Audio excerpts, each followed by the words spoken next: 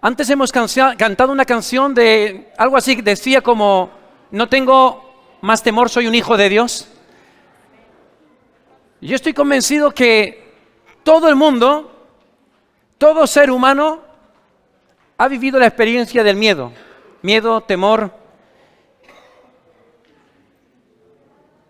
Hay una historia que cuentan de Juan sin miedo, un muchacho que no experimentó, pero es un personaje ficticio. La realidad es que todos vivimos la experiencia del miedo. Ahora, en la medida en que tú creces en Dios, en la medida en que tú le rindes tu corazón a Jesús, en la medida en que entiendes que eres pecador y que tú pasas a ser un hijo, una hija de Dios, el temor debe ser algo que vaya en disminución hasta que desaparezca de tu vida. Y hablamos de temores infundados, ya que hay temores de los cuales son beneficiosos. Por ejemplo, el temor al fuego. Es una forma de evitar, pues, que te quemes. El temor a las alturas. Un temor que yo tengo bastante, por cierto. Pues, de alguna forma, son temores que preservan nuestra vida, que tienen que ver con el diseño de la creación, el diseño de Dios para nuestras vidas. Ahora, también es verdad que desgraciadamente el sector de la iglesia a veces ha infundido temores. En esta tarde el estudio que yo quiero dar es el estudio sobre el ministerio femenino. El ministerio femenino. Vamos poniendo, Israel, el PowerPoint. No sé si... ¿Por qué hablo de temor y ministerio femenino? Bueno, creo que las mujeres han sido oprimidas por siglos dentro de la iglesia, no solamente con las presiones y los temores normales que tienes en la vida, sino que en muchas iglesias a lo largo del tiempo. Os voy a pedir por favor que no estéis fijándoos ahora mismo que me escuchéis a mí, que no estéis leyendo esto. Esto es sobre todo para que te lo lleves a casa y en casa tú lo puedas meditar en profundidad. ¿De acuerdo? Entonces, en las iglesias, en muchas iglesias, se ha infundido temor en las mujeres, creencias equivocadas que les ha llevado a no poderse expresar. Y ahora veremos por qué. Porque ha existido y en el siglo XXI siguen existiendo iglesias donde no aceptan el ministerio femenino. Yo, como pastor, desde luego, seré siempre de los que estén en contra de esa enseñanza, y es por eso que en esta tarde vamos a estar viendo si el ministerio femenino es bíblico o no lo es. ¿De acuerdo? Esa es la conclusión. En muchas iglesias donde se acepta, en la mayoría de iglesias pentecostales, se acepta el ministerio femenino, la inmensa mayoría. En muchas de las iglesias cerradas a la obra del Espíritu Santo, pues se prohíbe a la mujer hablar, en otras se prohíbe enseñar, en otras se prohíbe enseñar dependiendo de a quiénes. Es decir, hay una amplia gama en el sector evangélico donde han entendido dos pasajes de la Biblia, lo han interpretado como bien les ha parecido mejor y han tomado determinaciones. Así que hay en iglesias donde la mujer no puede abrir su boca, literalmente. No puede orar, no puede cantar y mucho menos enseñar y mucho menos pastorear, ¿de acuerdo?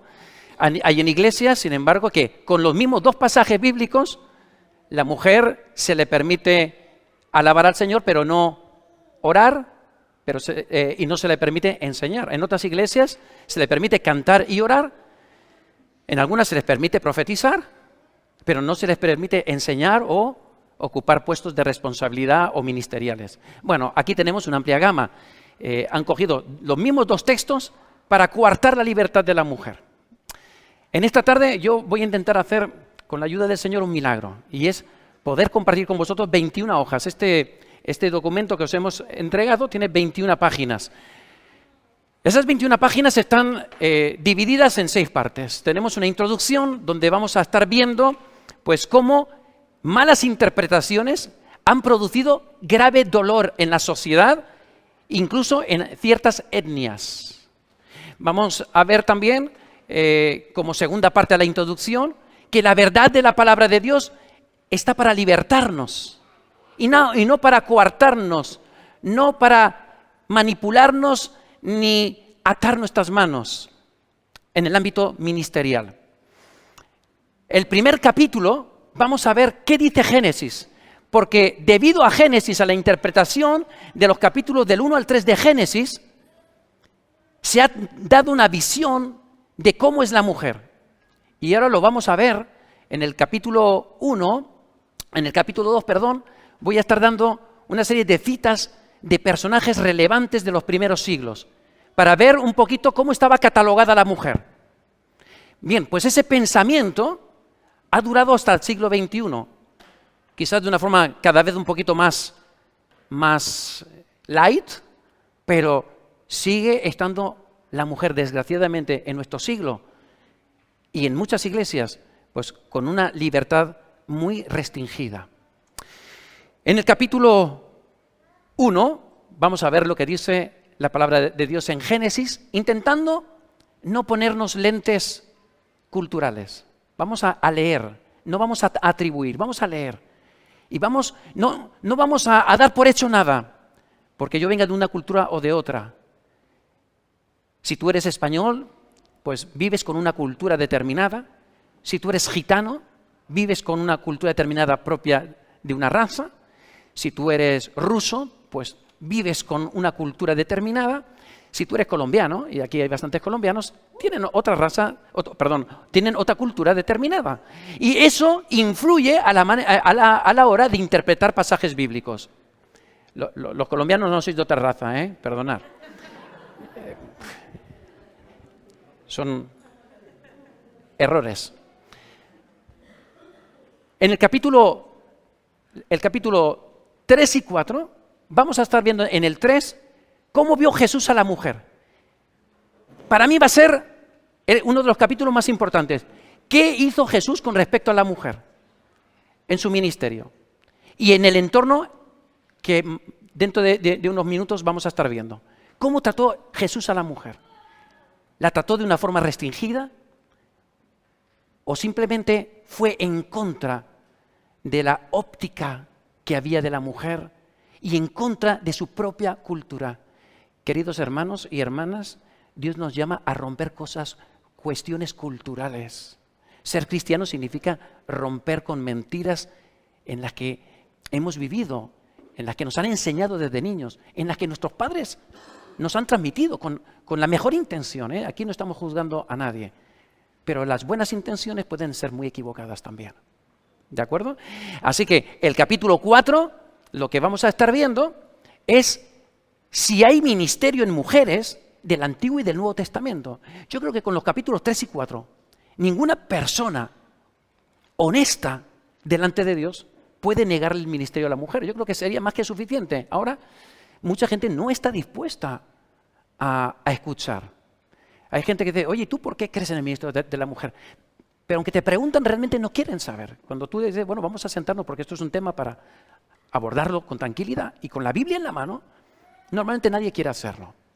Así que el que no quiere que la mujer ministre, ya le puedes contar lo que quieras. Se podría presentar posiblemente Dios en persona y no lo creerían.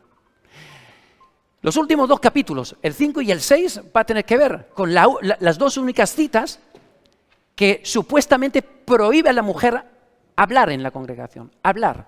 Si lo tomáramos literalmente, la mujer no podría desplegar la boca en nada. Ni para alabar a Dios, ni para orar. Así que mi apoyo a las iglesias, que no le dejan a la mujer, mi apoyo en segundo término, que se me entienda bien. Pero creo que es ser más honesto a las Escrituras, las iglesias que no le permiten desplegar la boca a la mujer, que aquellos que le dejan desplegar la boca depende de qué. Depende en qué ministerio. Depende si vas a profetizar, si vas a orar, si vas a cantar. ¿Vale? Porque la Biblia es muy clara. Si la cogemos literalmente, pues nos puede pasar pues lo que vamos a ver ahora en esta introducción. Así que vamos a estar viendo 2 de Timoteo y 1 de Corintios. Vamos a abordar esos 2 textos. Los 2 únicos textos que apoyarían que la mujer no hable en la congregación. Bien, lo primero, como he dicho hace un momentito, y porque hemos tenido la alabanza corta, prepararos el grupo de alabanza, porque a la mitad más o menos me gustaría pues que retomáramos, que tuviéramos un tiempecito de alabar al Señor y de darle gracias a Dios por ese por esa gracia derramada sobre el hombre y sobre la mujer igualmente, exactamente igual. El capítulo 1 vamos a ver Génesis, y vamos a ver Génesis, va a ser muy interesante ver esa supuesta maldición de Dios sobre el hombre y sobre la mujer y sobre la serpiente que ejemplifica o simboliza a Satanás. Bien, pues lo primero que vamos a estar viendo, si este bicho funciona, de momento no parece querer funcionar, dale, reactiva otra vez el PowerPoint. Bien, lo primero que dice, y ahora sí que podéis coger vuestros manuales, por favor, dice, partiendo del hecho indudable de que toda escritura es inspirada por Dios, y lo dice 2 Timoteo 3:16, debemos de ser conscientes de cuán peligroso puede ser a veces interpretar literalmente ciertos textos de la palabra de Dios, dándole un carácter de universalidad. Es decir, y esto cuando estéis, si Dios lo permite que estéis alguna vez en EBS estudiando, vais a ver que tenemos que diferenciar cuando hay una orden universal de cuando es una orden local y particular. ¿De acuerdo? Dice, es por ello que quisiera en primer lugar exponer la regla más básica e importante de la hermenéutica bíblica. Esta palabreja, todos los que habéis pasado por EBSE y los que estáis, pues os resultará familiar. Algunos estáis haciendo ahora ejercicios a ese respecto. Bueno, ahora ya sí que está funcionando. Que dice así,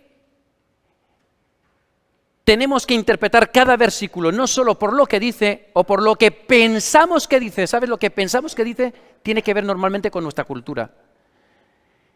Sino que debemos tomar en consideración lo que el resto de la Biblia dice en relación al tema que quieras. El aborto, la eutanasia y en este caso el ministerio de la mujer. Así que el primer planteamiento que yo me hago, ¿es lícito tener mujeres entre los ministerios de una iglesia? ¿Es lícito? ¿Es bíblico?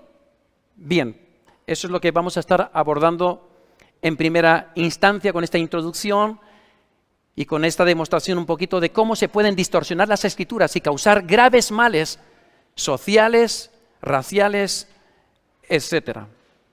Quiero también mencionar que en muchas iglesias se da por supuesto el ministerio femenino y jamás se da un estudio como este.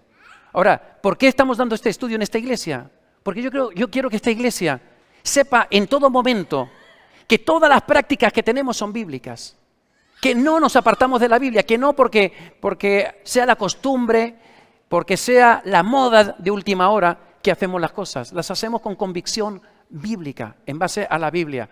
No hacemos nada, no tenemos ninguna práctica que no la veamos respaldada ampliamente en la palabra de Dios. Bien, como ejemplos de distorsiones, vamos a ver los cruzados. Es el primer párrafo que tenéis en la página 1. ¿Alguien conoce lo que son las cruzadas? ¿Algunos os suena? Eso trata sobre la historia.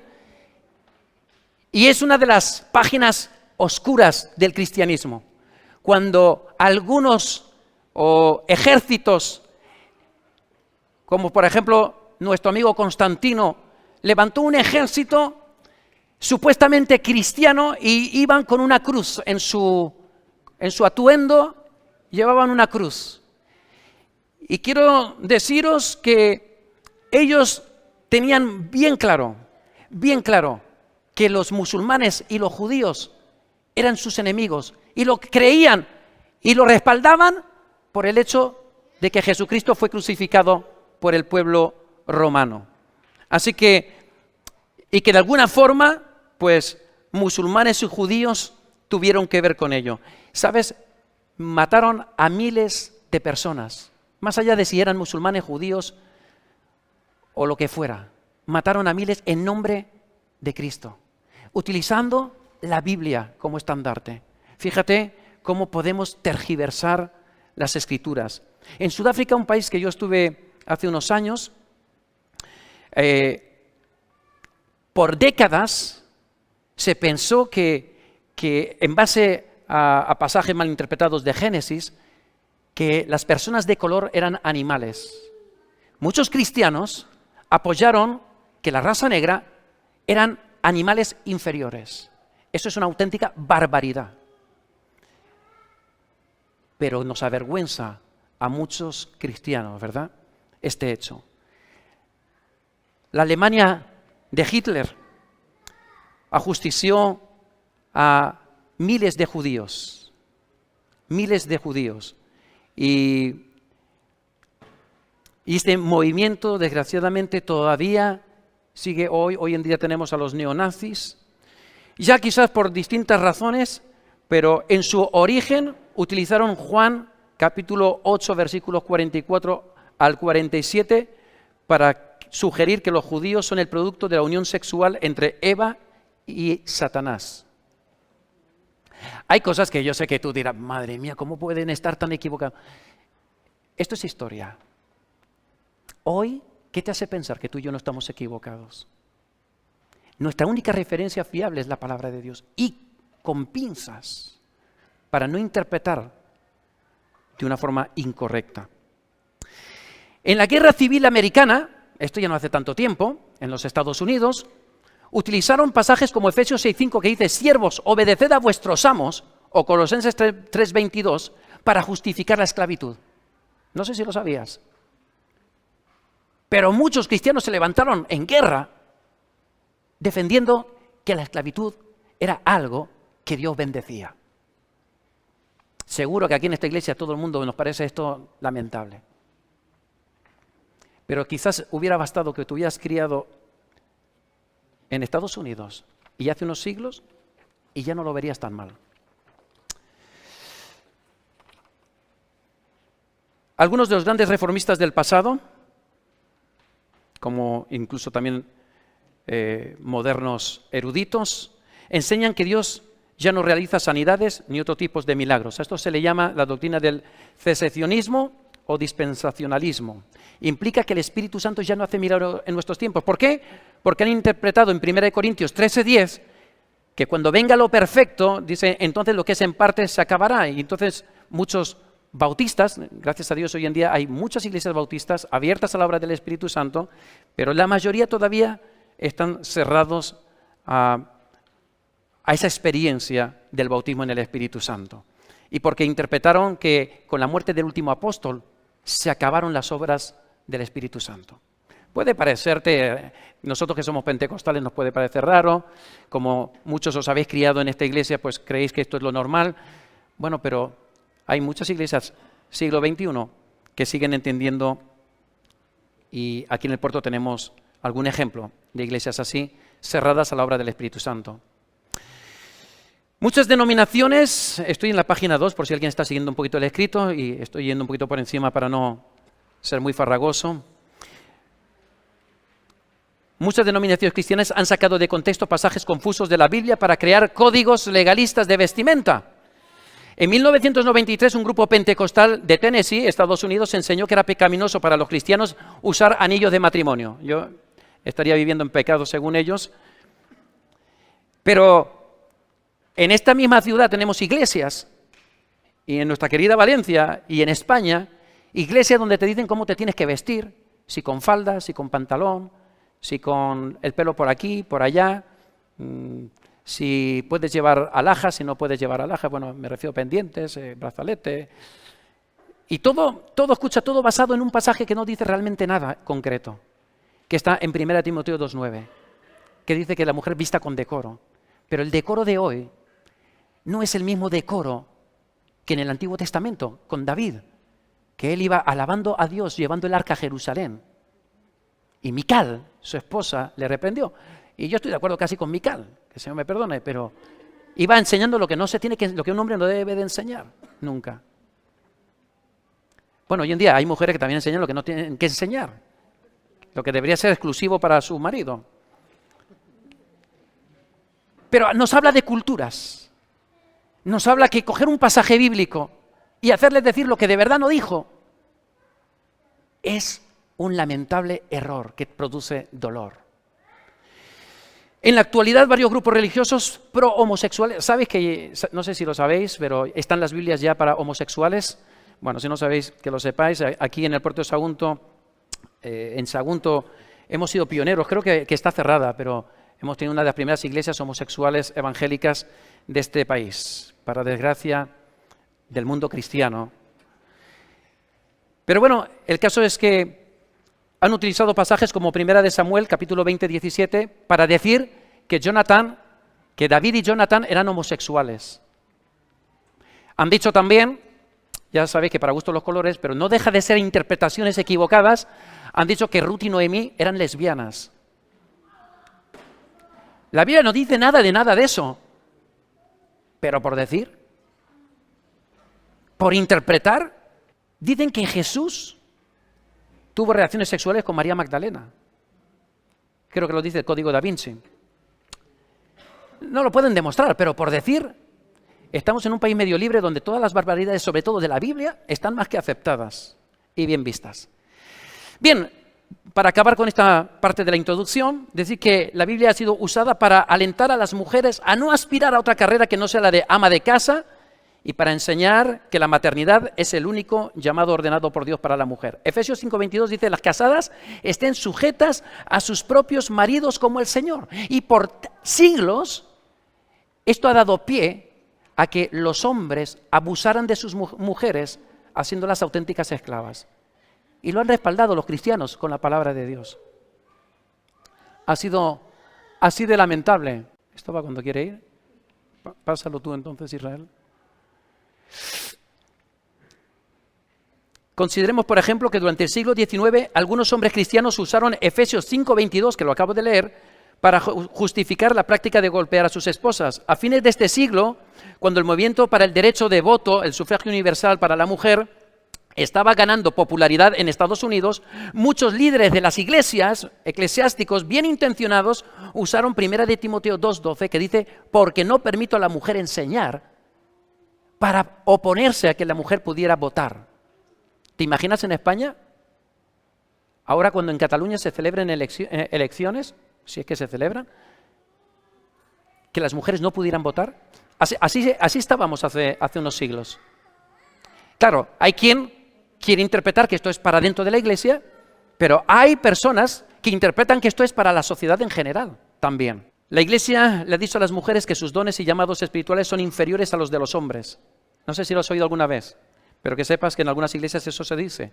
Ha encubierto este evidente prejuicio por sexo con una elevada terminología religiosa y teológica para hacerla parecer aceptable, aún para propias mujeres. Es extraño, pero he hablado con mujeres que defienden que la mujer en la congregación deben de estar calladas.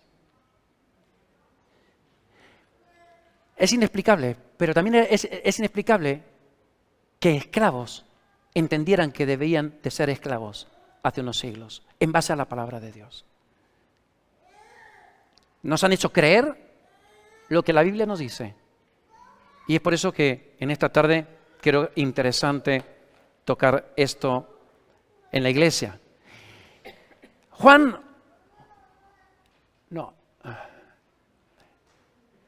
Y conoceréis la verdad, y la verdad os hará libres.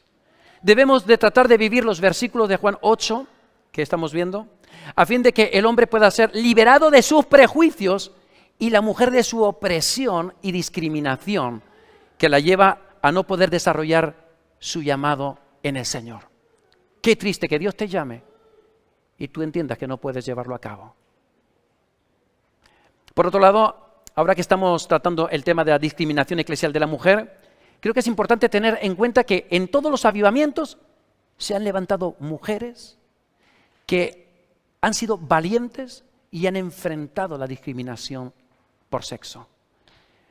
Hemos tenido, y lo vamos a ver al final del estudio, mujeres que han salvado miles de vidas, mujeres que de alguna forma han dejado su huella, la huella de Dios, en una sociedad sexista.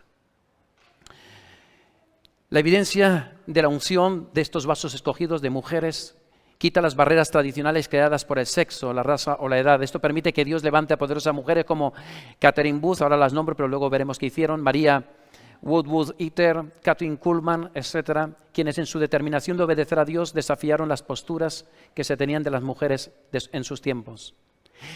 Quiero hacer una mención, quiero leer el párrafo del medio de la página 3, que tiene una frase en negrita. Dice: de la misma manera que estas mujeres tuvieron un propósito y un llamado que impactó a muchos para Dios, tú también fuiste creada con un propósito. Me estoy dirigiendo a las mujeres en esta tarde. Un propósito único que solo tú serás capaz de cumplir. Quizás en el camino hayas perdido la visión de ese propósito.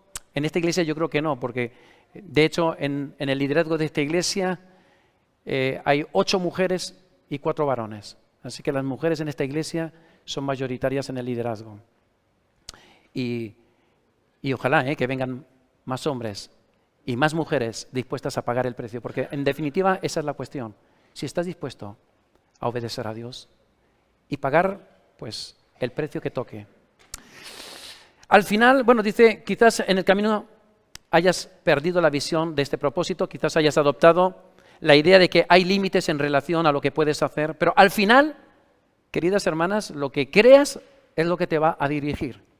Si tú crees que ciertos ministerios no son para ti, nunca ostentarás ese ministerio, nunca lo harás. Si crees que el propósito de tu vida es simplemente cumplir con algunos roles limitados, entonces los cumplirás y te detendrás ahí sin saber qué más estaba disponible para ti. Dice por la mitad del párrafo siguiente: el sonido interior de tu propia duda podría ser aún más alto, pero recuerda, mientras más consciente estés de ti misma, menos lo estarás de Dios. No permitas que tu inseguridad destruya tu fe, ni tu llamado al ministerio. Y aquí nos habla de que a veces serán tus propios amigos, será tu propia familia la que te dirá: tú eres mujer, no puedes hacerlo, no debes hacerlo, la Biblia lo prohíbe. Bueno, ojalá que tú seas de estas mujeres que impacten el mundo y te atrevas a ir adelante en el propósito que Dios tiene para ti. Bien, vamos a pasar la página. Me pregunto por qué la iglesia cristiana casi siempre, página 4, está atrasada con respecto a la sociedad 50 o 100 años. Entre los 50 y los 60, el siglo pasado, 1950-1960, cuando la sociedad norteamericana llegaba a un acuerdo con el horror de la discriminación racial, la iglesia evangélica blanca debió haber seguido los pasos pidiendo justicia por nuestros hermanos afroamericanos. Pero ¿sabéis qué es lo que hicimos? Muchas iglesias blancas se opusieron y hasta usaron la Biblia para pelearlo. Impresionante. Lo mismo puede aplicarse hoy al asunto de la mujer en el ministerio.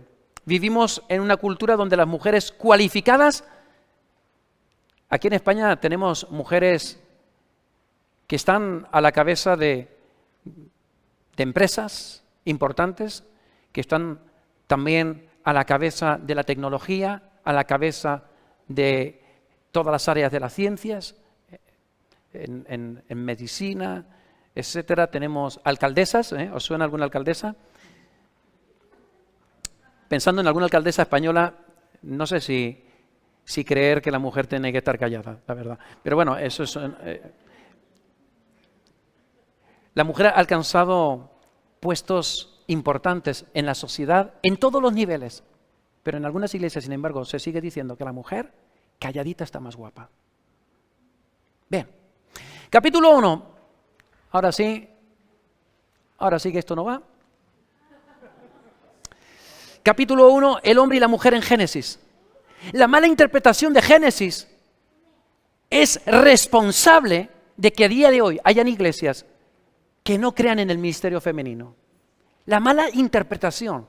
Han pasado 21 siglos y esa mala interpretación perdura. Sin duda alguna, yo creo que Satanás tiene bastante interés en ello.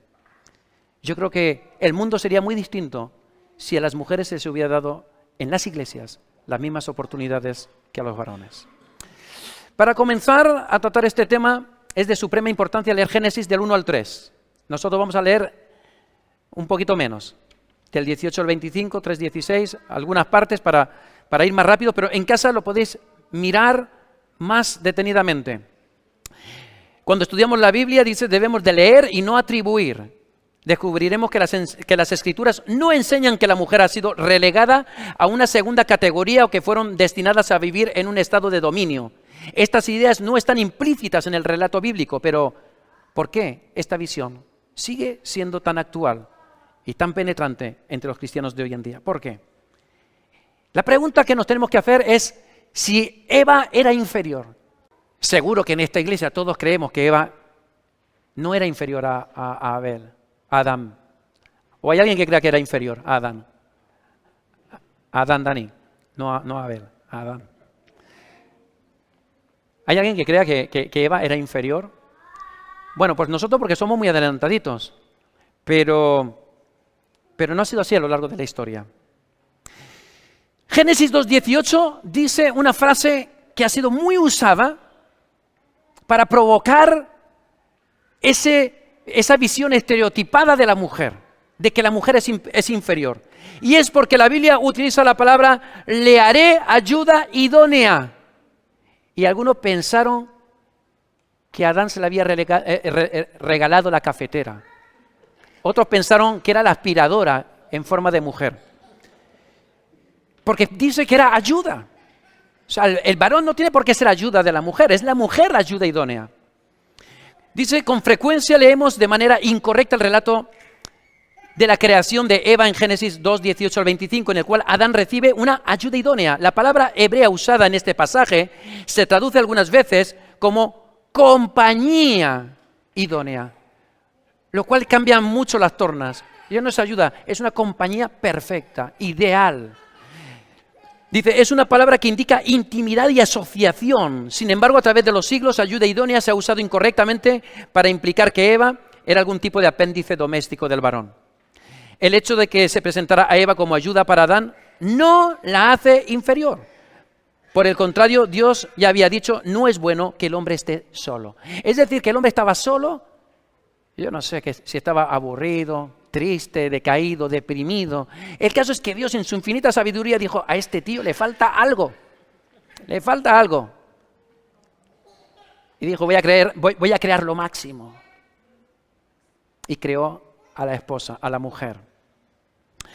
Ayuda idónea, siguiente párrafo, también es traducido como ayuda adecuada. Los teólogos también han debatido que las palabras ayuda idónea, también traducidas como ayuda adecuada, coloca a la mujer en una posición de subordinación en relación al hombre. Es una traducción que no ha ayudado en nada a este estereotipo. Dice, no obstante, el especialista Rick Marx de la Universidad Pepperdine resalta que las palabras ayuda idónea en hebreo son usadas, y a mí Pepperdine no sé ni quién es, o sea, la Universidad Pepperdine ni sé quién es, ni sé dónde está, ni sé quién es el señor Rick. Solo sé que puedes comprobarlo tú en tu Biblia. Si tienes un programa muy interesante, se llama Logos, lo vas a poder mirar, ¿vale? La palabra ayuda idónea se utiliza también para referirse al Todopoderoso, a Dios. Y estoy convencido que nadie de ninguna iglesia pensaría que Dios es un ser inferior al hombre, porque dice que Él es nuestro ayudador, nuestra ayuda ideal. Bien, esa es una de las cuestiones que han sido muy importantes. Se ha utilizado las palabras ayuda idónea para pensar que la mujer era un apéndice doméstico. Hay quien ha dicho, pero ¿quién fue creado primero? Adán. Luego, si fue creado Adán, Adán era más importante que Eva. La lógica es aplastante. Pero es que resulta que el caballo fue creado antes que Adán. Con lo cual, el caballo tenía que ser más importante que Adán. Ahí a veces nos permitimos el lujo de utilizar una serie de lógicas que son tan ilógicas cuando te paras a pensarlo dos veces. Hay otro argumento, dice Génesis 1:28, fructificad y multiplicaos, llenad la tierra y sojuzgarla y señoread. ¿Y sabéis a quién va dirigido esta palabra? Al hombre y a la mujer. Al hombre y a la mujer. Aunque la creación de la mujer la vemos más tarde, está hablando de varón y hembra los creó. Lo puedes leer en casa y lo vas a ver. En el varón se encontraba inmersa la mujer.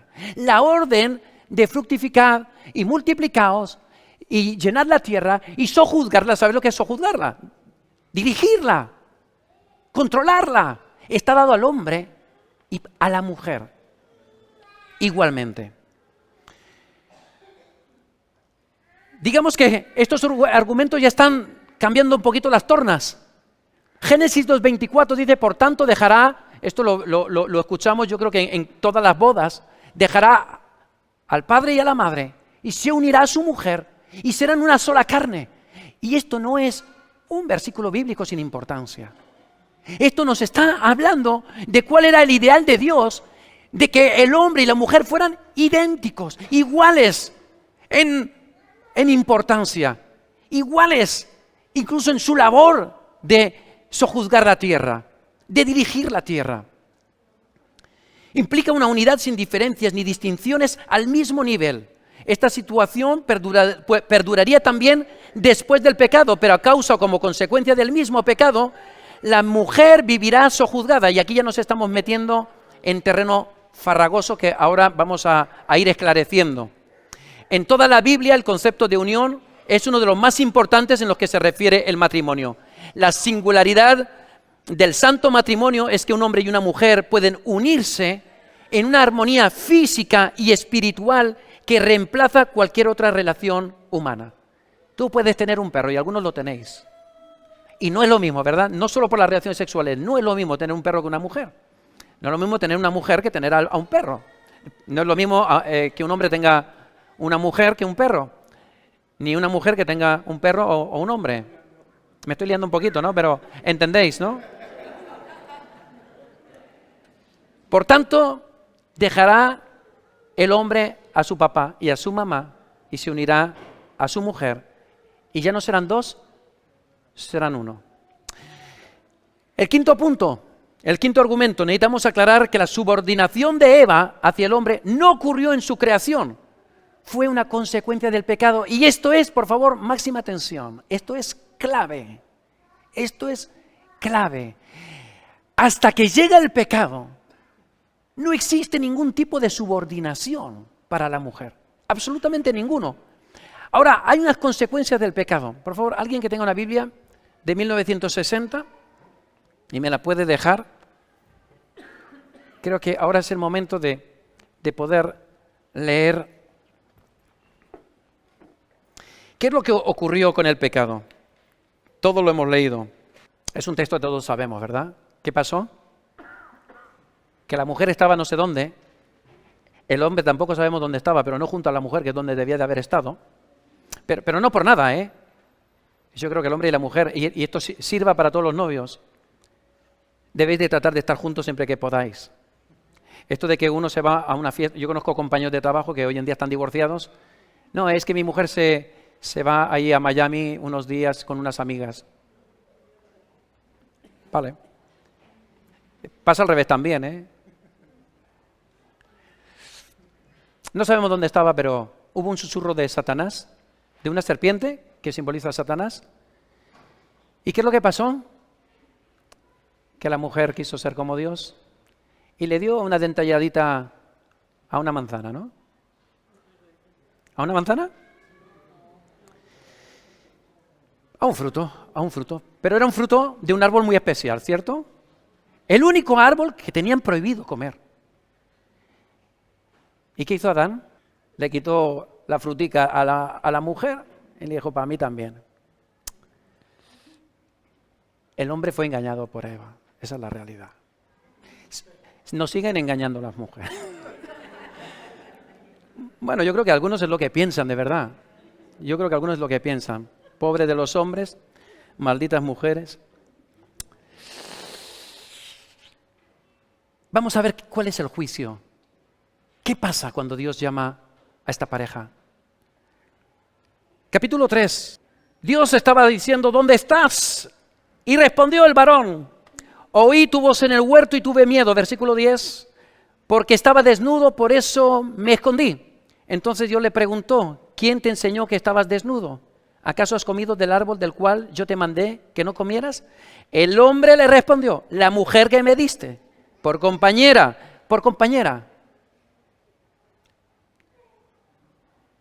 No la yudica, no el fregasuelos. La mujer que me diste por compañera me dio del arbolito y yo tontico comí. Bueno, yo estoy añadiendo alguna cosa. Entonces Jehová Dios dijo a la mujer, ¿qué es lo que has hecho? Ella respondió, la serpiente me engañó. Y otra que dice, mira, a mí no me mires, tira para atrás que esto, yo no tengo culpa. Por cuanto esto hiciste, maldita serás. Y ahora Dios está declarando un juicio para la serpiente. Me gustaría que seamos muy cuidadosos. Dice, maldita serás entre todas las bestias y entre todos los animales del campo. Sobre tu vientre te arrastrarás y polvo comerás todos los días de tu vida. ¿Has visto alguna serpiente con patas? Yo en los documentales todavía no he visto. Cualquier día harán algún invento genético y saldrá corriendo. Y entre tu simiente y la simiente suya, esta te herirá en la cabeza y tú le herirás en el talón. Esta es la primera noticia de salvación. De la mujer nacería el Salvador. Amén. A la mujer le dijo, y ahora es donde quiero que centremos nuestra atención. A la mujer le dijo, multiplicaré en gran manera los dolores de tus embarazos. ¿A cuántas mujeres aquí le han puesto la epidural? ¿A Isa? ¿A Nadia? ¿A Mariluz? ¿Y alguna más? ¿Habéis tenido dolores en el parto? Bueno, Nadia tuvo la mala suerte, pero una epidural bien puesta no tiene por qué, después, no te tienes por qué enterar del parto. Te enteras cuando te ponen al chiquillo encima y no sientes ni las piernas. Yo no he pasado por ahí, a mí me lo han contado. Y lo que sí que tengo claro es que, pese a la maldición, hoy en día si puedes parir sin dolor, ¿verdad que no estás en contra de la Biblia? O la epidural no debemos de aceptarla. Bien, sigo adelante. Consecuencia del pecado, dolor en el parto. Dice, con dolor darás a luz a los hijos, tu deseo será para tu marido, y él se enseñoreará de ti. Luego vamos a estar viendo que puede dar la impresión que Dios está maldiciendo a la mujer y que la voluntad de Dios es que la mujer esté subordinada al marido. Puede dar la impresión. Ahora, Dios lo que está es declarando lo que va a ocurrir en la sociedad. Y lo puedes ver en todas las culturas de la tierra y en todos los tiempos donde la mujer ha sido oprimida, vejada, degradada y relegada al último lugar.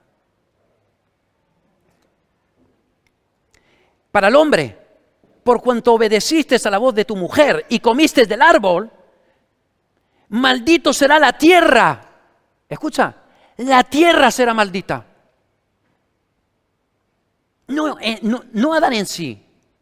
Dice, con dolor comerás de ella todos los días de tu vida, espinos y cardos. ¿Y saben lo que está hablando la Biblia aquí? Es de la pobreza. ¿Sabes que no existía pobreza en el Edén? ¿Sabes que el plan de Dios era que tú y yo viviéramos sin tener que doblar el lomo para buscarnos las habichuelas? Que eso ha traído guerras, conflictos, problemas. ¿Cuántos tienen algún problema en su empresa? Los que todavía trabajáis, los que tenemos suerte. Es un foco de problemas. Ahora yo te pregunto, ¿por qué en las iglesias nos decimos que los hombres debemos de vivir en extrema pobreza? ¿O por qué no tomamos esta maldición de la tierra para decir que los hombres tenemos que ser agricultores y no trabajar, por ejemplo, en la industria? ¿Os dais cuenta cómo podemos coger la Biblia como bien nos dé la gana? Así que quiero recalcar que el propósito de Dios no es que la mujer esté subordinada, no le dice, mira, te has portado mal y ahora mi voluntad es que tú estés por debajo de tu marido. No le está diciendo eso. Está hablando de las consecuencias que van a haber debido al pecado, a la gravedad del pecado, para el hombre y para la mujer. Consecuencias. Pero no es el propósito de Dios, porque antes del pecado, Adán y Eva paseaban por igual. Yo me imagino que uno a un lado de Dios y otro al otro lado. Y paseaban por el huerto y disfrutaban de esa armonía. Bien, ya he hablado de argumentos del capítulo 1, así que el capítulo 1 lo vamos a atajar, el capítulo 2 lo vamos a atajar rápidamente. Página número 6, consideraciones que Dios puso sobre Adán. Bueno, lo hemos estado hablando, así que me voy a la conclusión. La mentira dice que las mujeres fueron hechas para servir a los hombres como compañeras inferiores. La verdad, como se revela en las Escrituras, es que la mujer fue creada por Dios igual al hombre y ambos son coherederos de su gracia. La mentira dice que la mujer encuentra su máximo propósito sirviendo al varón. La verdad dice que el más alto destino de la mujer solo puede ser descubierto al ellas convertirse en discípulas de Jesucristo, igual que los hombres. Consecuencias, capítulo 2, de haber malinterpretado Génesis. Aunque como vamos a ver en el capítulo 3, Jesús modeló un nuevo y revolucionario paradigma de autoridad al afirmar a las mujeres como coherederas de la gracia de Dios, la Iglesia a través de los siglos no ha adoptado su perspectiva de igualdad de los sexos, excepto durante cortos periodos, como he dicho antes, de avivamiento espiritual. La tradición judeo-patriarcal, que se arraiga profundamente en las sinagogas de Asia Menor en el siglo I, así que aquí vamos a pegar un vistazo de qué se opinaba en el siglo I en la tierra de Jesús, allí en Oriente Medio. Dice que la tradición judeo-patriarcal infectó a la Iglesia en su infancia y continuó la tradición de separar al hombre y la mujer durante la adoración. ¿Os suena esto? Yo he conocido iglesias donde hombres y mujeres están sentados en distintos flancos de la iglesia. Personalmente a mí me parece antibíblico, me parece anormal, ilógico. Ahora, hay hermanos en Cristo y de los que nos vamos a ver en la eternidad allí en el cielo, que piensan lo contrario y siguen haciendo esa distinción. Pero esto viene del siglo, se remonta al siglo I, ¿eh? Esto no es de ayer, no es una moda de algunas iglesias, esto tiene su tradición. Dice, manteniendo a los hombres educados lejos de las mujeres ignorantes. ¿Veis que ese párrafo, esa frase, la tengo escrita en negrita? Porque esa era la instrucción del pueblo israelita. ¿Vale? Era que las mujeres y los hombres estuvieran separados casi para que no se les pegara nada a los pobres hombres. Nada de la maldad de la mujer. La mujer no se le permitía estudiar. Esto que tenéis en España, queridas hermanas en Cristo, es una suerte. Bueno, en España hoy en día y en medio mundo, mismas oportunidades, salvo en algunas iglesias. Al desarrollarse las estructuras eclesiásticas, se encontraron en los escritos de los padres de la iglesia más recientes un evidente y horrible prejuicio, cuando no es odio, contra la mujer. Vamos a ver a dos personajes qué es lo que dicen. Tertuliano, un respaldado padre de la iglesia que vivió durante el siglo II en Cartago, un gran hombre de Dios. Yo espero que en esta tarde, cosas que voy a decir, no sean para juzgar a hombres de hace siglos que tuvieron luz y que nos lo vamos a encontrar, estoy seguro, que en el cielo. Porque creo que la misericordia y la gracia de Dios es tremenda y han debido ser perdonados. Pero dijeron brutalidades, como por ejemplo, ustedes las mujeres, lo estáis viendo en el tercer párrafo de la página 7, ustedes las mujeres son la puerta del diablo. Son las responsables de romper el sello de aquel árbol prohibido. Ustedes son las primeras desertoras de la ley divina. Son las que acosaron a quien el diablo no estuvo suficientemente alerta para atacar. Ustedes destruyeron de forma fácil la imagen de Dios, el hombre. A causa de su merecimiento o de su merecido castigo, que es la muerte, aún el Hijo de Dios tuvo que morir. Eso es lo que decía Tertuliano. En épocas subsiguientes, respetados padres de la Iglesia, incluyendo a los más reverenciados como Martín Lutero y Juan Calvino, también vieron con desprecio a la mujer. No solo la consideraron como inadecuada para el servicio espiritual, sino que la vieron solo por su rol doméstico en la vida. Es decir, que entendían que la mujer estaba para cocinar, lavar los platos y el suelo. La teología que fabricaron decía que las mujeres fueron puestas en la tierra simplemente para servir en el hogar, tener sexo con los maridos y tener hijos. Martín Lutero, quien no estaba preocupado por sonar políticamente correcto en sus observaciones, fue insultante cuando enseñó sobre el rol de la mujer. Él creía que si la mujer moría durante el alumbramiento, el embarazo, el parto, no era una gran pérdida, puesto que la mujer no tenía otra función en la vida que tener bebés. Escribió, palabras suyas. Si la mujer se cansa y muere en el parto, no hay ningún daño en esto. Déjenlas morir siempre y cuando paran. Ellas están hechas para eso. Ese es el pensamiento del siglo I. Jesús vivió en ese pensamiento, con una cultura patriarcal, donde la mujer no tenía voz ni voto en la vida, absolutamente en nada. Durante el siglo XIX, cuando se hizo más frecuente la educación de la mujer, porque antes de esto, escucha, antes del siglo XIX, era impropio que la mujer aprendiera otra cosa que no fueran coser y fregar. El clero cristiano, la jet set, los de arriba, se supone que los hombres más consagrados, se oponían a la tendencia y enseñaron desde los púlpitos que Dios había destinado a la mujer para ser ignorante. Y como resultado, enseñarles era contrario a la orden divina. Es decir, que durante siglos se ha enseñado que la mujer está hecha para ser ignorante, mientras que el hombre para ser inteligente. Esto va más allá. Algunos llegaron a teorizar que las mujeres tenían menos células en el cerebro. Estas declaraciones no tienen ninguna base bíblica, ni científica, y no existe ningún estudio científico que pruebe que la mujer está genéticamente creada para limpiar mejor los pisos, planchar la ropa o cambiar pañales. En un hogar cristiano donde el esposo y la esposa se relacionan como iguales y se prefieren el uno al otro en honra, como dice Romanos 12:10, siempre encuentran una manera justa de compartir las responsabilidades. Insultamos a la mujer cuando sugerimos que Dios creó a Eva para darle a Adán una sirvienta, una cocinera o una lavandera. Independientemente de cómo una pareja cristiana decida proveer para sus necesidades económicas o cómo dividan las responsabilidades de la crianza o las tareas domésticas, el asunto importante es que escuchen el consejo del Espíritu Santo y busquen la voluntad de Dios en cada situación. La esencia de esta pobre percepción de la mujer tiene sus raíces en el concepto erróneo de que la primera mujer, Eva, fue creada por Dios como una criatura inferior, con una fuerza inferior, con menos astucia mental, dones espirituales limitados. Debido a la debilidad, debía de vivir subordinada a Adán, a la debilidad que ya demostró Eva en el huerto. Capítulo 3. Para mí, este capítulo es devastador. Yo creo que solo con este capítulo podríamos tener muy claro que la mujer puede ostentar cualquier ministerio. Lo que Jesús hizo solo lo puede hacer un revolucionario enviado por Dios. Lo que algunos no entendemos es cómo a Jesús no lo crucificaron antes, cómo le dejaron 3 años y medio de vida, esos 3 últimos años y medio, diciendo y haciendo las cosas que hizo.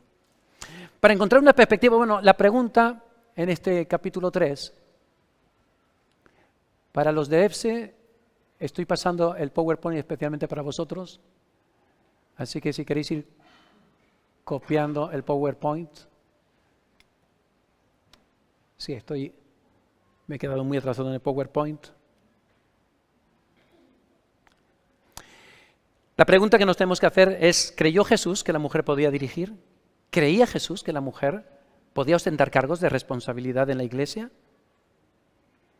¿Cuál era la perspectiva de Jesús hacia la mujer? ¿Él veía a la mujer también como alguien inferior al hombre? Para poder entender el trasfondo social en tiempos de Jesús, por si no ha sido poco lo que hemos hablado antes, vamos a citar al rabino Eliezer, quien vivió en Palestina en el siglo I también, y que resumió la tradición judío-rabínica al escribir: antes debieran ser quemadas las palabras del Torá. ¿Quiénes sabéis lo que es la Torá? La Torá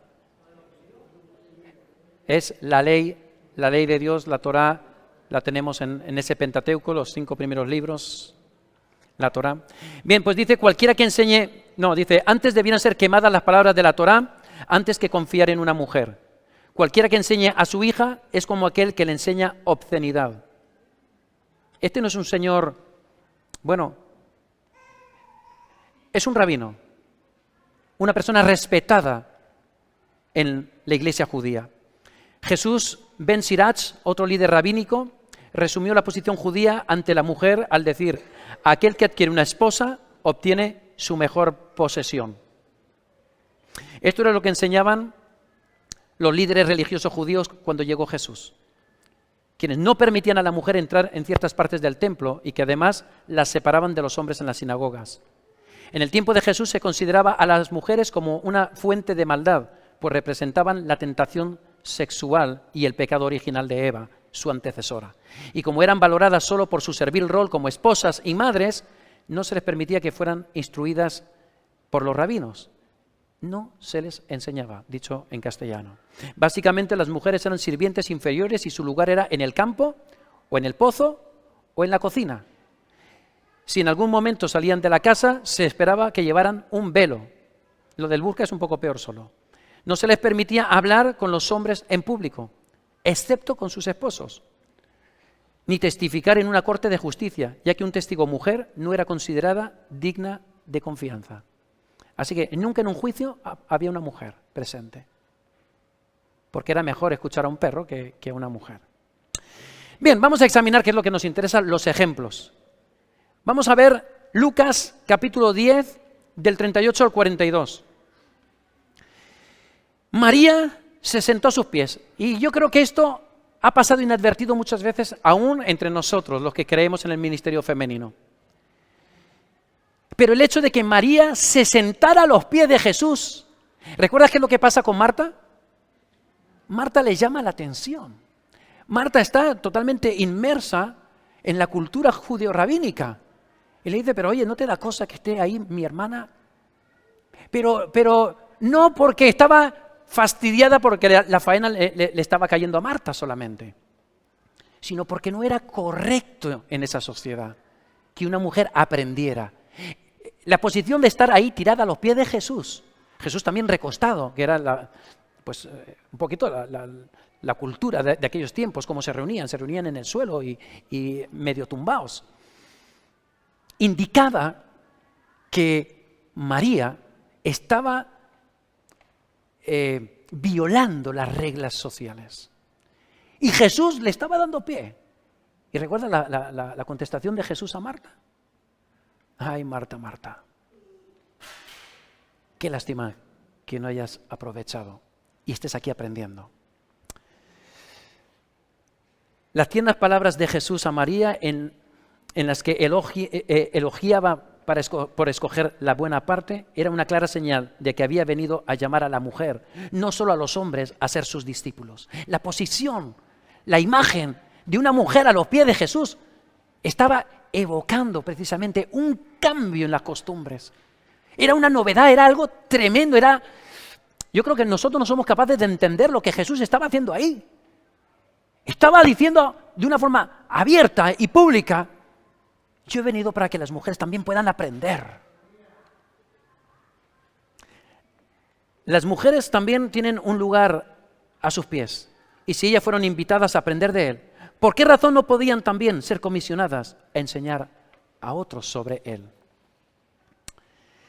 Número 2. Segundo ejemplo, la mujer pecadora que ungió los pies de Jesús. El relato de la mujer inmoral que ungió a Jesús con perfume revela claramente que Jesús estaba dispuesto a romper con el espíritu patriarcal de sus días. Mientras los fariseos lo criticaban por permitir que esta pecadora sin nombre lo tocara, Jesús elogió sus acciones y ministró misericordia al declarar perdonados sus pecados. ¿No nos damos cuenta cómo estas escenas realmente eran escenas que estaban rompiendo con la mentalidad judía del primer siglo? No sabemos si la mujer era una prostituta, una vagabunda de la calle u otro tipo de paria social, pero sabemos o debemos recordar que los hombres judíos del tiempo de Jesús consideraban a todas las mujeres impuras y pecaminosas solo porque eran hijas de Eva. Culpaban a las mujeres por todo el pecado del mundo. La aceptación de Jesús hacia ella revela que vino a quitar este doloroso estigma de todas las mujeres. Como un segundo Adán, revocó la maldición que había llegado en el jardín del Edén. Y al perdonar públicamente a esta mujer pecadora en presencia de los hombres que la despreciaban, demostró que había venido a remover para siempre la culpa y la vergüenza que había sobre todas las mujeres. Son relatos sobrecogedores, que nosotros los tomamos como algo natural, pero que realmente yo creo que removió las conciencias de Oriente Medio. Hay algunos que a veces así de broma, medio en broma, medio en serio, bueno, Benja, ¿qué piensas del ministerio de la mujer? Vean, hoy os estoy diciendo, veis que no acostumbro a discutir prácticamente con nada bíblico. Creo que las cosas necesitan su tiempo y su reflexión. Y yo creo que ver a ciertas mujeres, pues nos están hablando de cómo veía Jesús a la mujer. La mujer samaritana que conoció a Jesús en el pozo. Esto es una historia que todos conocemos muy bien. Esta historia de Juan ilustra el odio y el prejuicio que existía hacia la mujer en este tiempo y que hemos oído muchas veces. Que Jesús se parara a hablar con una mujer. Nuevamente es una escena que rompe con el estigma de la mujer, que rompe con la idea que había tanto en hombres como en mujeres. Las mujeres habían aceptado eso, pero viene a romper totalmente los esquemas de su sociedad. Queridos hermanos y hermanas, algunos quizás estéis pensando, bueno, Benja, pero es que mi cultura es así, es que somos llamados a romper con costumbres y culturas cuando no se adecúan a la palabra de Dios. Y Jesús es nuestro ejemplo. Él rompió de una forma drástica y brutal con lo que era la mentalidad del pueblo judío. La mujer que fue sorprendida en adulterio, en Juan 8, 1 al 11, muestra una vez más el odio y el prejuicio que existía hacia las mujeres. Los que acusaban a la mujer querían apedrearla a ella sola, sin ejercer la misma justicia sobre su compañero. Eso es algo que muchas veces he hablado. ¿Por qué llevaron ahí a la mujer y no llevaron al hombre también a apedrearlo? Parece que no era muy lógico, ¿verdad? Pero para ellos lo era. Pero la defensa compasiva de Jesús y sus palabras hacia ella, ni yo te condeno, ofrecen una de las escenas bíblicas más hermosas del amor incondicional del Salvador. Y ese amor iba dirigido a una mujer que había sido condenada injustamente por unos hombres santurrones. Como un hábil abogado, Jesús cayó a los acusadores y escuchó el testimonio de la mujer. Un testimonio despreciado en las cortes de Israel sencillamente porque era mujer. Jesús derribó los parámetros de justicia y mostró a un grupo de religiosos hipócritas como su opresión hacia las mujeres causaba dolor al corazón de Dios. Vamos a ver otra escena. En Lucas 8, del 1 al 3, leemos que las mujeres que siguieron a Jesús eran una parte vital del equipo ministerial que viajaba con él. El pasaje dice: aconteció después que Jesús iba por todas las ciudades y aldeas predicando y anunciando el evangelio del reino de Dios, y los 12 con él, y algunas mujeres que habían sido sanadas de espíritus malos y de enfermedades. María, se llamaba Magdalena, de la que habían salido 7 demonios, Juana, mujer de Chuza, intendente de Herodes, y Susana y otras muchas mujeres que le servían de sus bienes. Estas mujeres no eran meramente rezagadas que se ocupaban de hacer los bocadillos, sino gente que seguían y aprendían del Maestro. Y se entiende que si eran discípulas, todo el mundo, cuando estudiamos algo, cuando nos metemos en la universidad o nos metemos en un módulo profesional, estamos pensando o bien en enseñar o bien en ponerlo en práctica. Y lo mismo se debe de entender para las mujeres. Número 6. Ya vamos por 6 testimonios o 6 imágenes brutales de cómo veía Jesús a la mujer. La mujer cuando el derramamiento, o las mujeres cuando el derramamiento del Espíritu Santo, esto se encuentra en Hechos de los Apóstoles, cuando Jesús envió al Espíritu Santo sobre la iglesia, como se relata en el libro de los Hechos, muchas de estas mismas mujeres estaban en el aposento alto y recibían autoridad en el día de Pentecostés. Aquellos que eran discípulos de Cristo habían sido autorizados a ir por toda la tierra como testigos, pero se les había pedido que esperaran a que el Espíritu Santo viniera sobre ellos para darle la autoridad para cumplir esta comisión. Cuando el Espíritu Santo vino para cumplir esta promesa de autoridad para el ministerio, tanto hombres como mujeres, incluyendo a la mismísima Madre de Jesús, lo recibieron. Recibieron esa visitación del Espíritu Santo por igual. Y tenían el mismo cometido que el resto de los varones, por igual. Pedro señaló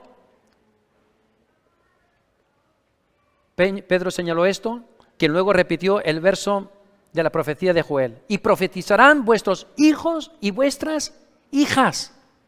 Y quiero remarcar esto y recordar que uno de los textos que vamos a leer y que vamos a estudiar luego, dice que las mujeres callen en la congregación.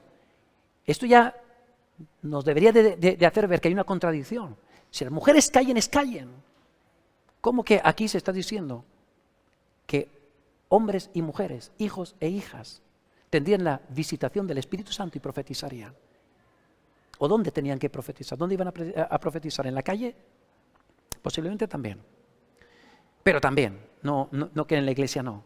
Si Cristo únicamente comisionó a los hombres para ministrar el Evangelio, ¿por qué envió el poder para esa misión o comisión, tanto para hombres como para mujeres? Séptima alusión en cuanto a Jesús con las mujeres. Las mujeres cuando la resurrección. Debemos recordar el contexto cultural de este pasaje. En la Palestina del tiempo de Cristo, y de hecho en todo el mundo romano, no se consideraba a la mujer como un testigo de confianza. Se les enseñaba a los hombres que no se debe de confiar en el testimonio de una mujer, porque éstas se consideraban ignorantes y fáciles de engañar. Sin embargo, ¿a quién escogió Jesús para revelarle primero su resurrección? ¿Y a quién comisionó primero para decirles a otros que había triunfado sobre la tumba? ¿No fueron acaso sus valientes mujeres discípulas las que estuvieron dispuestas a identificarse con su muerte, mientras que sus seguidores varones se escondían de los perseguidores? Fuerte, ¿eh? Varones. Debido a los prejuicios culturales, los discípulos no les creyeron a las mujeres cuando éstas le dieron... Por los prejuicios culturales, muchas veces se nos ha predicado, hemos leído, hemos escuchado de cómo llega a la puerta y los discípulos no le creen. ¿Sabe por qué no le creen? No solo por falta de fe, sino porque ningún testimonio de una mujer era digno de confianza.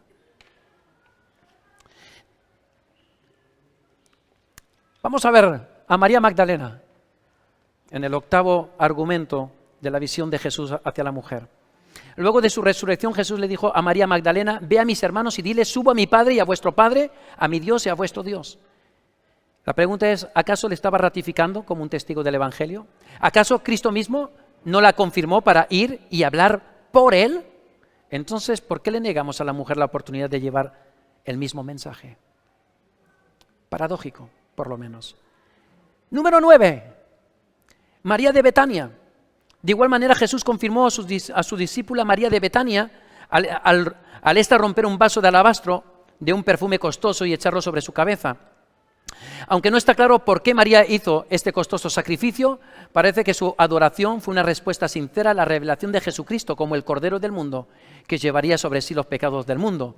Debido a que María había seguido a Jesús de cerca, se había sentado a sus pies como estudiante, había escuchado sus enseñanzas y creía que era el Mesías, se dio cuenta que Cristo, era el Hijo de Dios que había sido enviado a la tierra para pagar el máximo precio por la redención de la humanidad. Porque entendió esto, Jesús anunció a todos los que estaban presentes: porque al derramar este perfume sobre mi cuerpo, lo ha hecho a fin de prepararme para la sepultura. Podemos decir que María de Betania es la contraparte femenina del apóstol Pedro, es decir, digamos, el paralelo de este valeroso apóstol Pedro. Y fue Pedro elogiado por Jesús cuando recibió una revelación divina similar y anunció: tú eres el Cristo, el Hijo del Dios viviente, en Mateo 16. Luego de que Jesús elogió a María por entender su divina misión, le dijo: de cierto os digo que donde quiera que se predique este evangelio en todo el mundo, también se contará lo que ésta ha hecho para memoria de ella. Bien, vamos a dejar el capítulo 3 aquí. Tenemos que tener en cuenta el hecho de base de que la mujer siglo I estaba catalogada como una persona inferior al varón en todo tipo de capacidades, incluyendo el aspecto espiritual. Jesús fue brutal. Yo creo que no podía haber sido más brutal en cuanto a entender que la mujer estaba al mismo nivel que el varón. Vamos a ir al capítulo 4. Capítulo 4. Y después vamos a tener un tiempo de alabanza, yo creo que bien lo merece. Espero que esto para las mujeres, especialmente para los hombres, esté aclarando conceptos, esté aclarando o desbancando prejuicios culturales, intelectuales o de cualquier otra índole. Y espero para las mujeres que esto esté siendo algo vivificante y que te haga pensar que no tienes límites, que el Espíritu Santo quiere hacer una obra poderosa en hombres y en mujeres, por igual. Bien, vamos a ir directamente a mujeres del Antiguo y del Nuevo Testamento que fueron llamadas por Dios al ministerio. Y vamos a ver distintos ministerios.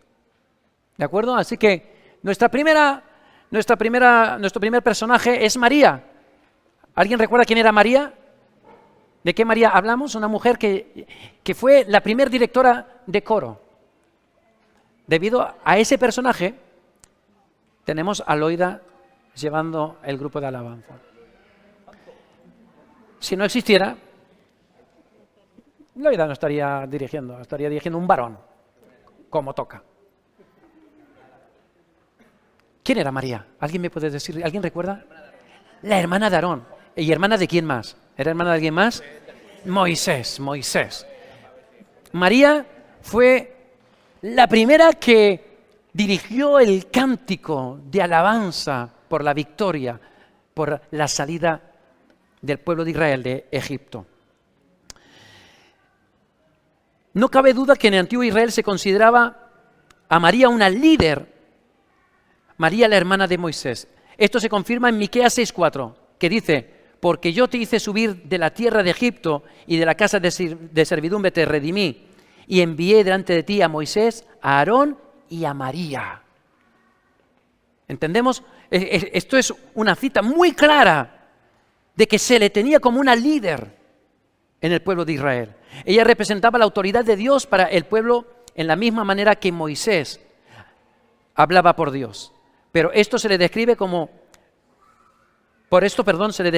profetisa en Éxodo 15 del 20 al 21. Además es la primera persona en el Antiguo Testamento que vemos dirigiendo la adoración congregacional. Bien, y vamos a pasar al siguiente.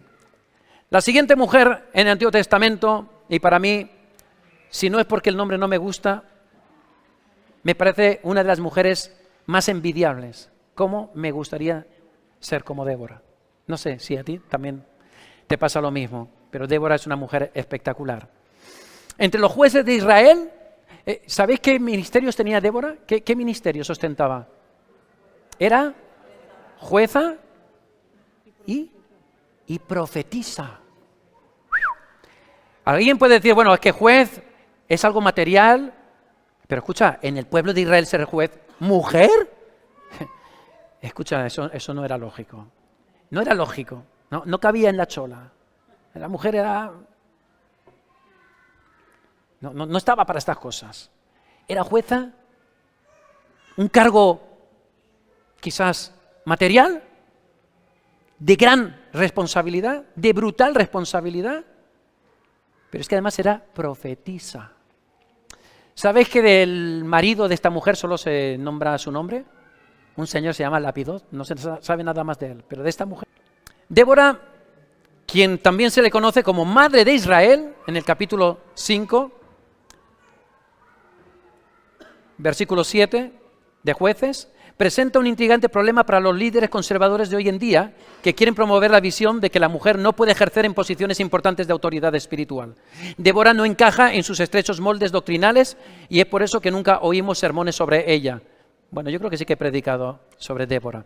Es un caso excepcional, pero no podemos ignorar el hecho de que el relato bíblico confirma su liderato divino, así como su intensa pasión por ver derrotados a los enemigos de Israel. Hoy día necesitamos más mujeres como ella, mujeres ungidas con una sabiduría sobrenatural y suficientemente valientes para entrar al campo enemigo con fe. Amén. Así que bienvenida, mujeres.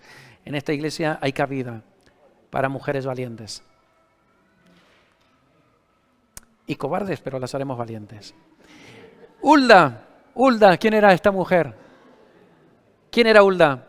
¿Alguien puede decirme algo de Hulda? Otra profetisa del pueblo de Israel. Después de 50 años de paganismo y adulterio espiritual en Israel, el rey Josías asumió el trono y redescubrió el libro de la ley que estaba escondido en el templo. Cuando lo leyeron en voz alta, inmediatamente se arrepintió y se volvió al Señor y mandó a buscar con el sumo sacerdote a un fiel seguidor de Dios que pudiera hablar por él. ¿A quién se volvieron? A una mujer. Segunda de Reyes 22:14. Una profetisa que obviamente había permanecido fiel al Señor durante uno de los periodos más oscuros de la historia de la nación de Israel. No sabemos mucho de ella, excepto que vivía en Jerusalén con su esposo Salum y que su mensaje profético para Josías se hizo realidad. El hecho de que Hilcías, el sumo sacerdote de Israel, y sus asociados le hayan buscado para hacer su petición al Señor evidencia que había ganado la reputación de oír mensaje de Dios. Es raro que un grupo de líderes espirituales que operaban bajo el antiguo pacto en Israel buscaran consejo en una mujer que estaba sin duda ungida por Dios. Cuando algunos líderes cristianos de hoy, en la época del nuevo pacto, hubieran considerado a Hulda fuera del orden por asumir una posición de autoridad espiritual, vamos, que la hubieran tirado de la iglesia a esta Hulda. En algunas iglesias, Hulda no hubiera tenido ningún tipo de ministerio. Vamos con la reina Esther, con Esther.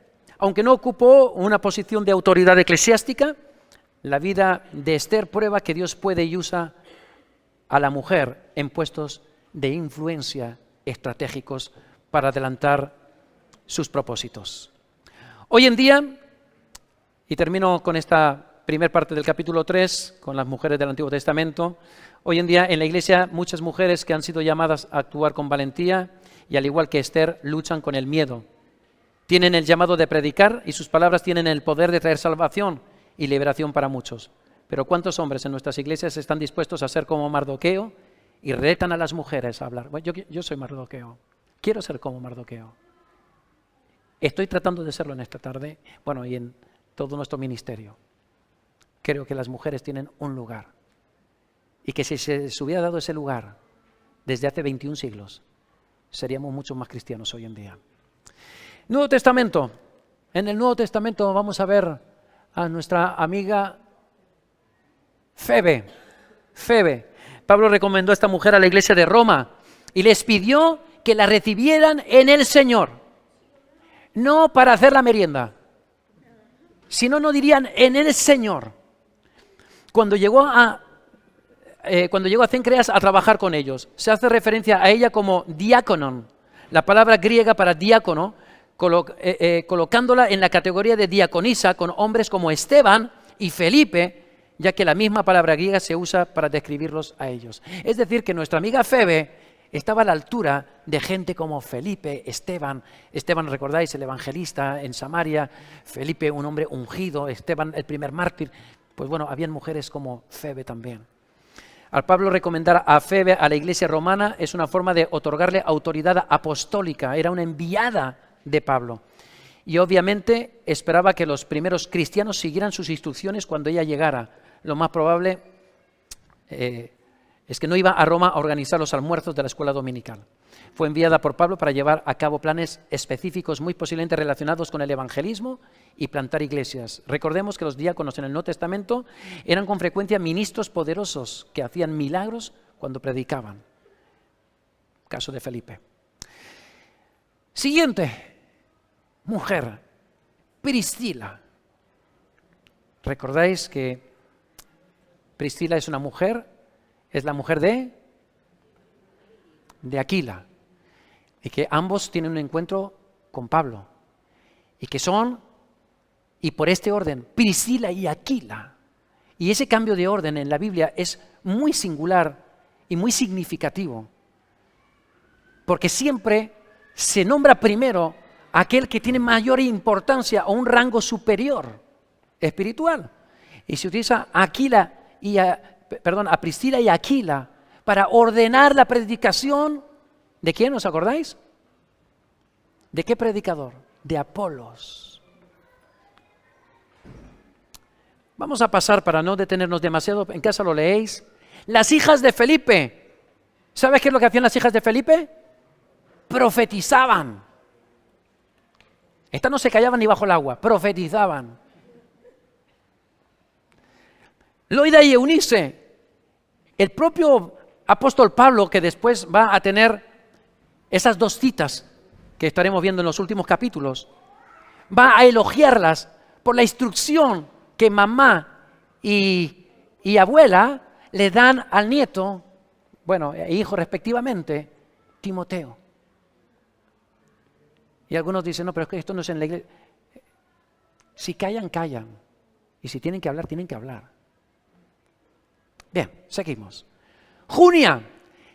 En traducciones en el siglo XX, 19-20, se le ha añadido una S a Junia, porque está clarísimo en la palabra de Dios, en Romanos 16:7, que Junia era apóstol.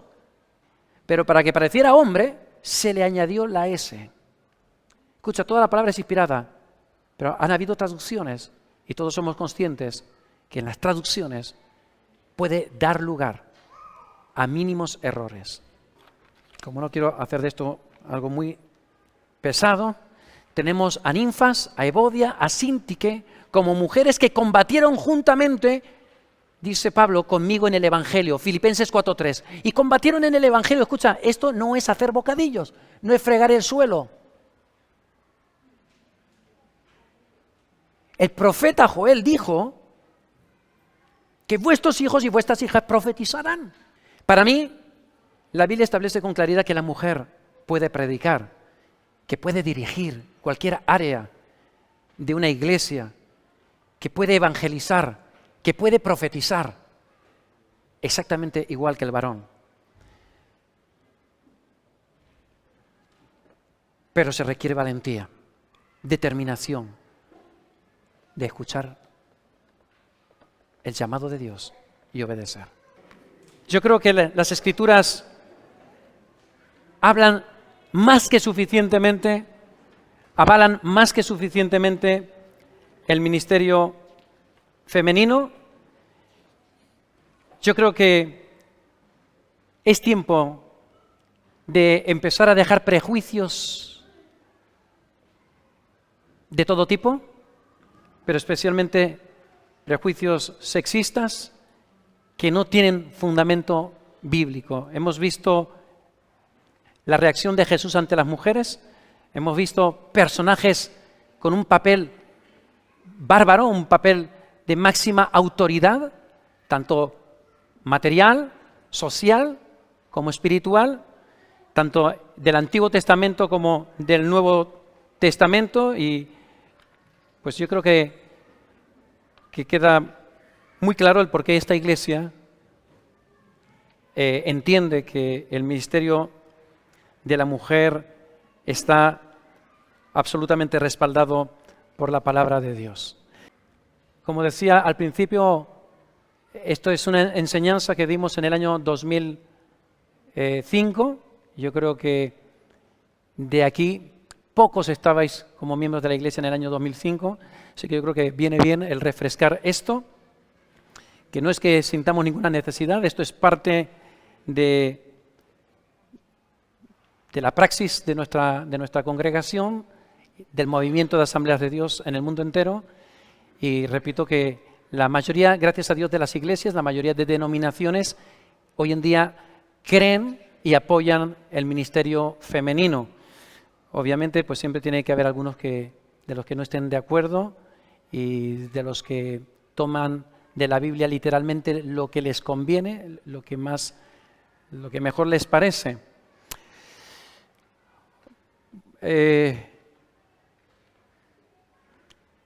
Tenéis la oportunidad de estudiarlo en casa, tenéis una semanita para verificarlo, estudiarlo, comprobarlo, apuntaros las preguntas, y para la semana que viene pues tendremos ese tiempo de preguntas, ¿de acuerdo?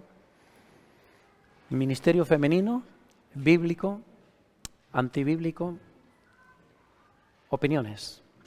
Bien, pues dicho esto, yo creo que nos vamos a despedir con otra alabanza más.